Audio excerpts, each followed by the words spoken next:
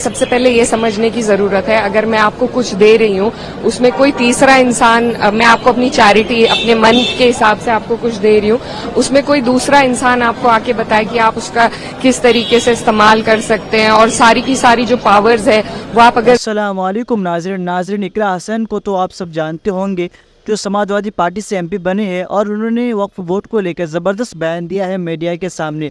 और उन्होंने कहा है ये जो बीजेपी सरकार को यूपी में इतनी बड़ी हार मिली है उसी का बदला लेने के लिए ये सब कर रहा है। और उन्होंने क्या कहा मीडिया के सामने देख सकते हैं आप इस वीडियो में। कैसे देखते हो, क्या लगता है आपको, क्या कहना है? देखिए, ये एक बहुत पुराना चैरिटेबल एक इंस्टीट्यूशन है।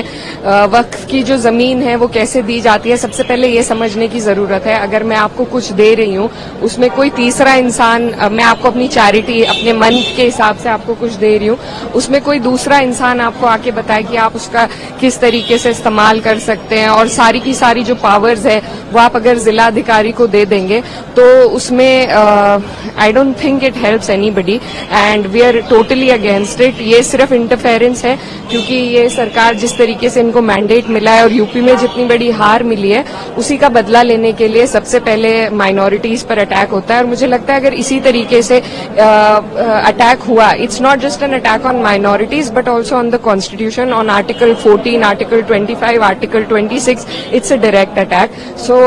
And it is not just for Muslims. I think all the minorities in the country need to be aware of this government's intent, of their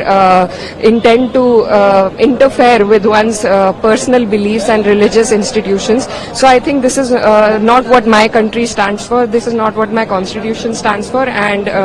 we stand against this bill and we will oppose it tooth and nail. But Iqra, यहाँ पर जो bill में government की तरफ से बोला गया, जो पीड़ित, खासकर बार बार बोला गया, जो पीड़ित मुस्लिम महिलाएं हैं उनको इंसाफ दिलाना है, जो पीड़ित मुसलमान हैं, ये धर्म से इसको बिल्कुल जोड़े नहीं जाना चाहिए। ऐसा बिल्कुल भी नहीं है कि हम मुस्लिमों के खिलाफ, क्लियरिटी इसमें है, उसके बावजूद क्यों आप लोगों को लगता है कि this is against the religion, ये मुस्लिमों के खिलाफ है? देखिए, सुपरफिशियली ये जो सरकार है कुछ भी बदलाव लाने के लिए हमेशा महिलाओं का इस्तेमाल, मैं खुद एक मुस्लिम महिला हूं और मैं बहुत अच्छी तरीके से, पहले भी जब ट्रिपल तलाक का बिल आया था तो भी यही कहा गया था, पर मेरी मांग भी थी, मैंने मिनिस्टर ऑफ एजुकेशन से मांग करी थी कि आप अगर महिलाओं के लिए कुछ करना चाहते हैं तो आप उन्हें पहले पढ़ाइए, और अगर ये उसमें महिलाओं को इंक्लूड करना चाहते हैं वो एक सिर्फ वो स्टिपुलेशन नहीं है, इसमें सारी पावर जिलाधिकारी को दी गई है, इसमें सारी पावर, इसमें और people from other communities have to be a part of it. तो इस तरीके के बहुत प्रावधान है, सिर्फ उसको सेल किया जा रहा है कि हम विमेन को इसमें इंक्लूड कर रहे हैं, पर जैसा अभी हमने देखा है ट्रिपल तलाक में, अब क्या होता है, there are a lot of abandonment cases. पहले तलाक हो जाते थे लेकिन अब औरतों को सिर्फ अबैंडन कर दिया गया है, और जो उनके पति हैं वो जेल चले जाते हैं, वो उनके पास वैसे भी उन्हें कुछ उससे फायदा नहीं होता है, तो सुपरफिशियली उसे दिखाने के लिए महिलाओं का वो नाम का इस्तेमाल करते हैं, बट इंटेंट जो उनकी है वो पूरा विपक्ष, पूरा देश और सब लोग समझते हैं, and I think all the minorities of this country are together in it and we will oppose it. Thank you. और इस वीडियो को लेकर आप लोगों का क्या राय है हमें कमेंट सेक्शन में ज़रूर बताइए। फिर मिलते हैं अगले वीडियो में, तब तक के लिए खुदा हाफिज़।